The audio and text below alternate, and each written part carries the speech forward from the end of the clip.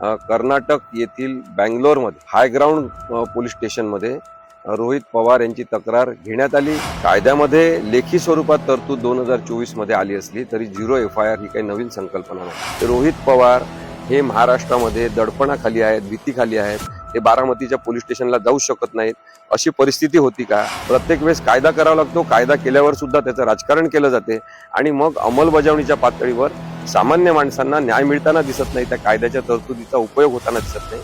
हे किती दिवस चालणार आहे? नमस्कार, मी ॲडव्होकेट असीम सरोदे। असीम सरोदे लॉजिकल या यूट्यूब चॅनलमध्ये आपल्या सगळ्यांचं स्वागत आहे। अजितदादांचा मृत्यू झाला आणि संशयाचे विविध प्रवाद सुरू झाले। रोहितदादा पवार हे सातत्याने सांगत आहेत की हा मृत्यू संशयास्पद आहे, हा अपघात नाही तर घातपात आहे, याची चौकशी झाली पाहिजे। आणि पवार कुटुंबियांतर्फे सातत्याने ही मागणी करण्यात येत आहे की याच्या संदर्भातला गुन्हा नोंदवला पाहिजे। मग ती विमान कंपनी असेल, विमान चालवणारे असतील किंवा त्यासाठी परवानग्या देणारे असतील, DGCA सारखे यंत्रणा, या सगळ्यांचा सहभाग एकत्रितपणे याच्यात आहे असा आरोप सुद्धा रोहित पवारांनी केलेला आहे। या पार्श्वभूमीवर ते बारामतीला, त्याच्या आधी मुंबईला तक्रार घेऊन गेले की माझी तक्रार घ्या आणि याच्यावर FIR नोंदवा, कारण की हा दखलपात्र गुन्हा आहे आणि त्यामुळे FIR घेतला गेला पाहिजे, चौकशी झाली पाहिजे अशी रोहित पवार यांची मागणी होती। ही मागणी प्रथमदर्शनी रास्त वाटणारी आहे आणि त्यामुळे पोलिसांनी तक्रार घेणं आवश्यक आहे असं महाराष्ट्रातल्या अनेकांना वाटत होतं, परंतु तक्रार घेण्यात आली नाही। आणि अचानक एक दिवस बातमी आली की कर्नाटक येथील बँगलोरमध्ये हायग्राऊंड पोलीस स्टेशनमध्ये रोहित पवार यांची तक्रार घेण्यात आली आणि झिरो FIR दाखल करून घेण्यात आलं। त्यामुळे मग नवीन चर्चा सुरू झाली की झिरो FIR म्हणजे काय आहे? झिरो FIR ही अत्यंत क्रांतिकारी अशी कायदेशीर तरतूद आहे। त्याच्याबद्दल असंही म्हटलं गेलं, जेव्हा नवीन कायदा BNSS आणि BNS या कायद्यामध्ये बदल करून 2024 मध्ये जेव्हा नवीन स्वरूपात हे कायदे आणण्यात आले, तेव्हा भारताचे गृहमंत्री अमित शहा यांनी भर संसदेमध्ये सांगितलं की आम्हीच हा झिरो FIR चा प्रकार आणलेला आहे, ही संकल्पना आमचीच आहे आणि कायद्यामधली तरतूद आम्हीच केलेली आहे। कायद्यामध्ये लेखी स्वरूपात तरतूद 2024 मध्ये आली असली तरी झिरो FIR ही काही नवीन संकल्पना नाही आणि त्यामुळे गृहमंत्री पदावरच्या व्यक्तींनी अत्यंत सत्यनिष्ठ बोललं पाहिजे। संसदेमध्ये साधारणतः जो खोटा प्रचार आहे तो करू नये, प्रत्येक गोष्टीचं राजकारण करू नये, हे भारतीय नागरिकांना वाटायला लागले। आणि म्हणूनच या झिरो FIR च्या संदर्भात आपण थोडी माहिती घेतली पाहिजे की कायदेविषयक कोणत्याही प्रकारची तरतूद नसताना झिरो FIR अस्तित्वात आला 2012 मध्ये, जेव्हा सर्वात पहिल्यांदा जस्टिस JS वर्मा यांची कमिटी बसवण्यात आली होती की निर्भया प्रकरण झालं, अत्यंत लांछनास्पद प्रकार, बलात्काराची घृणास्पद घटना घडली, गँगरेप करण्यात आला एका मुलीवर धावत्या बसमध्ये आणि तिला गुप्तांगामध्ये स्टंप टाकून किंवा रॉड टाकून जखमी सुद्धा करण्यात आलं। मानवी मनाला हेलावून टाकणारी घटना होती आणि याची चौकशी करत असताना जेव्हा लूपहोल शोधण्यात आले की कुठे कुठे कायद्याचा प्रतिसाद योग्य मिळाला नाही, कुठे कुठे कायद्याचा प्रतिसाद अयोग्य मिळाल्यामुळे व्हिक्टिमायझेशन एक प्रकारे झालेलं आहे अत्याचारग्रस्त व्यक्तींचं आणि तिच्या कुटुंबाचं, तेव्हा जस्टिस वर्मा यांनी सुचवलं होतं की झिरो FIR असला पाहिजे आणि तेव्हा पहिल्यांदा ही संकल्पना शब्दाच्या स्वरूपात आली असं आपल्याला दिसते। आणि दखलपात्र गुन्हा घडला असेल त्याच ठिकाणी FIR पोलीस स्टेशनमध्ये नोंदवून घेतला पाहिजे असं आवश्यक नाही, तर जिथे घटना घडली नसेल त्या ठिकाणी सुद्धा व्हिक्टिम व्यक्तीने जर ती दखलपात्र गुन्ह्याची माहिती दिली असेल तर झिरो FIR दाखल करून घेतला पाहिजे। कायदा आणि सुव्यवस्था राखणं ही पोलिसांची जबाबदारी आहे। झिरो FIR त्यांनी दाखल करून घेऊन नंतर संबंधित जिथे गुन्हा घडला असेल त्या पोलीस स्टेशनला तो FIR वर्ग केला पाहिजे, ट्रान्सफर केला पाहिजे असं सुद्धा तेव्हा ठरवण्यात आलं। यावेळेस 2013 मध्ये नोटिफिकेशन सुद्धा काही काढण्यात आले आणि पोलिसांना सुद्धा याची माहिती देण्यात आली। त्यावेळी भारताचे गृहमंत्री सुशील कुमार शिंदे साहेब होते। त्यामुळे पहिलं क्रेडिट द्यायचं असेल झिरो FIR हा शब्द आणि संकल्पना आणण्यासाठी तर ते जस्टिस वर्मांना द्यायला पाहिजे, त्यानंतर सुशील कुमार शिंदे साहेबांना द्यायला पाहिजे जे जेव्हा भारताचे गृहमंत्री होते। ही क्रांतिकारी संकल्पना त्यानंतर सुद्धा काही जजमेंट मधून सुद्धा मांडण्यात आलेली आहे आणि त्याच्यामध्ये कीर्ती वशिष्ठ वर्सेस स्टेट 2019 साली एक केस झाली आणि याच्यामध्ये दिल्ली हायकोर्टाने पॅरेग्राफ नंबर 17 मध्ये स्पष्टपणे 0 FIR असा उल्लेख करून एक तरतूद ही असली पाहिजे आणि तरतूद वापरली पाहिजे असा उल्लेख केलेला आहे. त्यामुळे उच्च न्यायालयाला सुद्धा क्रेडिट द्यायला पाहिजे की 2019 मध्ये त्यांनी हा उल्लेख पहिल्यांदा केला.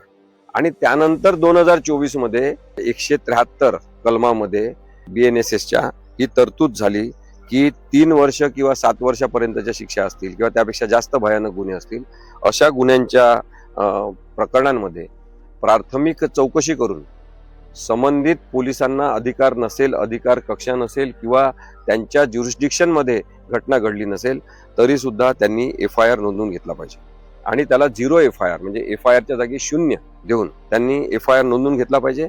आणि ज्या पोलीस स्टेशन मध्ये हा गुन्हा घडला असेल तिथे तो नंतर FIR वर्ग केला पाहिजे आणि पुढील तपासणी चौकशी हे संबंधित पोलीस स्टेशन जिथे गुन्हा घडलाय ते करते. म्हणजे आता अजितदादांच्या प्रकरणामध्ये झालेला FIR हा कर्नाटकातून ट्रान्सफर होईल आणि बारामती पोलीस स्टेशनकडे वर्ग करण्यात येईल आणि बारामती पोलीस स्टेशन त्याचा पुढील तपास करेल असा त्याचा अर्थ आहे. मग जी SOP दाखवण्याचा प्रयत्न केला इथल्या महाराष्ट्राच्या मुख्यमंत्र्यांनी देवेंद्र फडणवीस यांनी विधिमंडळाच्या कामकाजादरम्यान की SOP जी आहे त्याच्यानुसार कामकाज झालं पाहिजे, परंतु या SOPच्या प्रस्तावनेमध्येच स्पष्टपणे म्हटलेलं आहे की ही जी स्टँडर्ड ऑपरेटिंग प्रोसेस आहे म्हणजे आदर्श कार्यप्रणाली सांगण्याचा प्रयत्न केलेला आहे. त्याच्या प्रिफेसमध्ये म्हणजे प्रस्तावनेतच आहे की हे या सजेस्टिव्ह गाईडलाईन्स आहे म्हणजे या मार्गदर्शक सूचना या सूचनांच्या स्वरूपात केवळ आहे, हा कायदा नाही. आणि त्यामुळे तशा प्रकारची दिशाभूल करण्याचा प्रयत्न करू नये असं मला वाटतं. हा जो काही 0 FIR आहे हा घेण्याचा अधिकारच कर्नाटकला नाही. It is illegal. याचं कारण 0 FIRच्या संदर्भातला नियम असा आहे की ज्यावेळी विक्टीम FIR करण्याच्या परिस्थितीत नसेल त्यावेळीच विक्टीमला 0 FIR करता येतो. जिथे FIR करायचा ज्यांचं ज्युरिस्डिक्शन आहे त्या ज्युरिस्डिक्शन मध्ये जर विक्टीम पोहोचू शकत नसेल तर 0 FIR होतो आणि तो 0 FIR हा त्या पोलीस स्टेशनला त्या ठिकाणी कन्वर्ट होतो. अशा पद्धतीनं 0 FIR घेण्याचं ज्युरिस्डिक्शन कर्नाटकला बिलकुल नाही. उद्या हे जे काही कर्नाटकने केलं आहे यात काय होणार? उद्या जर हीच पद्धत ठेवली तर आमचे विखे पाटील साहेब मुंबईच्या पोलीस स्टेशनमध्ये कर्नाटकच्या मुख्यमंत्र्यांच्या विरुद्ध 0 FIR नोंदवतील आणि माझ्या दबावापोटी समजा नोंदला गेला, मी आणत नाही दबाव, नोंदला गेला आणि तो 0 FIR म्हणून जाईल आणि म्हणून याकरता 0 FIR नाही आहे. आता एकदम त्यांनी उदाहरण दिलं की समजा विखे पाटील अशी तक्रार करतील आणि माझ्या दबावाखाली समजा पोलीस आहेत असं समजू थोड्या वेळासाठी, तर ते विखे पाटलांची तक्रार घेतील आणि कर्नाटकच्या मुख्यमंत्र्यांविरुद्ध 0 FIR आम्ही ते दाखल करू. तर असं नाही, हे उदाहरण सुद्धा चुकीचं आहे.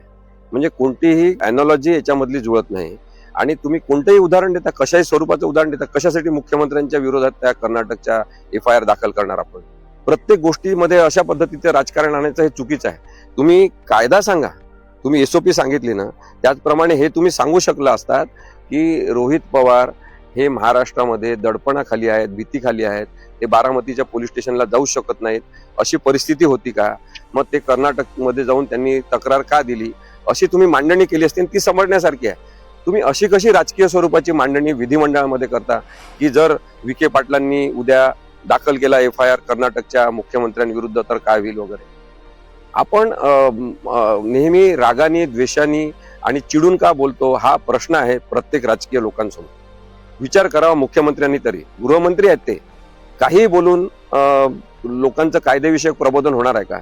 तुम्ही कायदेविषयक प्रबोधन करण्याची जबाबदारी आहे. विधिमंडळ हा हे कायदेमंडळ आहे आणि त्यामुळे त्यांनी तशा पद्धतीचं वक्तव्य करायला नको होतं असं माझं स्पष्ट मत आहे. आता ललिता कुमारीची केस झाली 2014 मध्ये सुप्रीम कोर्टात. 5 जजेसच्या न्यायाधीशांनी स्पष्टपणे सांगितलं की प्राथमिक चौकशी केली पाहिजे जर 0 FIR दाखल करायचा असेल तर, परंतु प्राथमिक चौकशी करायची म्हणजे त्या तक्रारीमध्ये जेन्युइननेस आहे का हे तपासायचं नाही आहे.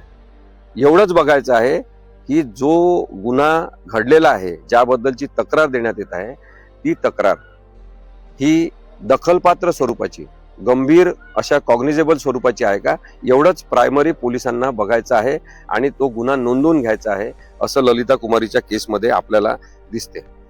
173 +3 BNSS मध्ये सुद्धा स्पष्टपणे याचं हे नमूद करण्यात आलेलं आहे की कंटिन्यूड इन्व्हेस्टिगेशन हे अपेक्षित आहे. म्हणजे जी चौकशी प्राथमिक झाली असेल कर्नाटक पोलीस तर्फे त्याची कंटिन्यूड इन्व्हेस्टिगेशन ते सुद्धा करू शकतात आणि नंतर वर्ग करू शकतात, किंवा ते वर्ग केल्यानंतर बारामती पोलीस ते कंटिन्यू करू शकतात. त्यानंतर एक केस झाली state of Andhra Pradesh versus पुना ती रामुलू. या केसमध्ये सर्वोच्च न्यायालयाने, म्हणजे तेव्हा जस्टिस AS आनंद आणि जस्टिस NP सिंग होते, त्यांनी 0 FIR हा उल्लेख नसेल तरी हे सांगितलं की कॉग्निजेबल ऑफेन्समध्ये FIR दाखल झाला पाहिजे. आणि ज्युरिस्डिक्शनचा मुद्दा म्हणजे कार्यक्षेत्र आमचं नाही, आमच्या पोलीस स्टेशनच्या हद्दीत गुन्हा घडला नाही म्हणून आम्ही गुन्हा घेत नाही असं म्हणू नका आणि गुन्हा नोंदवून घ्या, असे डायरेक्शन्स खरं तर 1983 मध्ये सर्वोच्च न्यायालयाने दिलेले होते. त्याच्यामध्ये 0 FIR ही संकल्पना किंवा शब्द प्रयोग नाही. पण सुप्रीम कोर्ट आणि हायकोर्टचे त्यामुळेच आभार मानायला पाहिजे की जेव्हा जेव्हा असे डायरेक्शन्स देण्यात येतात, ते उल्लेख येतात, तेव्हाच पोलीस विभाग हा अलर्ट का होत नाही, त्याची अंमलबजावणी का होत नाही. प्रत्येक वेळेस कायदा करावा लागतो, कायदा केल्यावर सुद्धा त्याचं राजकारण केलं जाते आणि मग अंमलबजावणीच्या पातळीवर सामान्य माणसांना न्याय मिळताना दिसत नाही, त्या कायद्याच्या तरतुदीचा उपयोग होताना दिसत नाही. हे किती दिवस चालणार आहे याचा विचार आपण या 0 FIRच्या सगळ्या चर्चेनिमित्त लक्षात घेतला पाहिजे. 173 +1 BNSS मध्ये 0 FIR जो झाला असेल तो वर्ग करण्यात यावा अशी तरतूद आहे आणि आता लवकरच तो FIR वर्ग होईल. परंतु कायदेशीर मुद्दा हा येणारच आहे, याच्यावर चर्चा होणार आहे. हा FIR जो कर्नाटक पोलिसांनी दाखल करून घेतलेला आहे रोहित पवार यांच्या तक्रारीवर आधारित, तो 0 FIR दाखल होणं योग्य की अयोग्य, कायदेशीर की बेकायदेशीर, त्याच्यामध्ये ज्या आवश्यकतेच्या नुसार 0 FIR झाला पाहिजे अशी तरतूद कायद्याने केलेली आहे, तो उद्देश याच्यातून सफल होतो आहे का आणि अशा प्रकारचे FIR घेतले गेले पाहिजे का, याबद्दलची कायदेशीर चर्चा होऊ शकते आणि ती होणार आहे.